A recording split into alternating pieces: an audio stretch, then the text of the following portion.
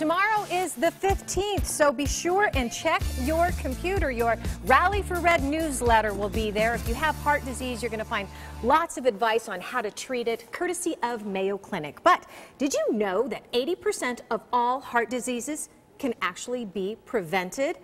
Todd Hurst is a Mayo Clinic cardiologist, and he's joining us here this morning with the 7 things that you can do right now to protect you and your heart health. Good morning, Dr. Hurst. Good morning. It's always good to see you. Pleasure to be here. It's always good to see you here because you give us such great information. First of all, let's talk about some stats. There's some scary statistics out there when it comes to heart disease for us in America. Yeah, absolutely. I think most people know that heart disease is the #1 cause of death in the United States, but actually maybe more concerning is 60% of us are going to suffer either heart attack, stroke, or heart failure in our lifetime from the statistics. You know, that's frightening. That's Absolutely. frightening because it's so preventable, right? Now, the good news is that most of that is absolutely preventable, and that's the biggest message that we want to relay, is that 80% of that death and suffering is completely preventable with pretty simple measures. Okay, so we're going to be proactive. We're going to help you be proactive this morning. Let's start with those 7 things, okay? Sure. And I'm going to help keep us in order here. First of all,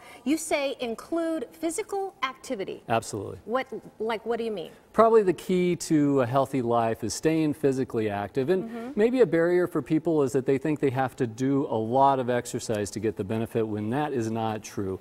Any activity is of benefit. If people can get up to 30 minutes most days of the week, they get the vast majority of the health benefits of physical activity. And that could mean just an extra, take the flight of stairs as opposed to the elevator. Absolutely. Super It doesn't simple. have to be all in one place, and it can be walking is one of the great activities for good health. And everybody can do it. All right, let's start with this one. This is kind of the no-brainer. We talk about it all the time. Eat a healthy diet. Right. Eat a healthy diet. There's a lot of confusion about that.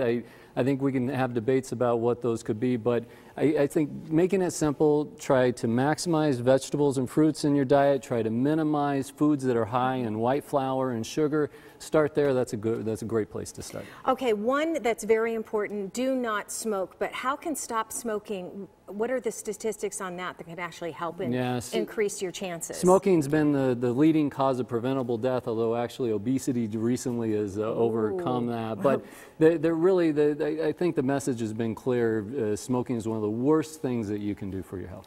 All right, another tip. This is what number are we on? Number 4, that's right. Control your blood pressure, and it's as simple as getting it checked, which you can do in the grocery store. Yeah, the message is know your numbers, blood pressure, cholesterol, glucose. See your doctor if you need to, or even having home monitors like these. They're inexpensive and very accurate. Okay, number 5, manage your cholesterol. Right.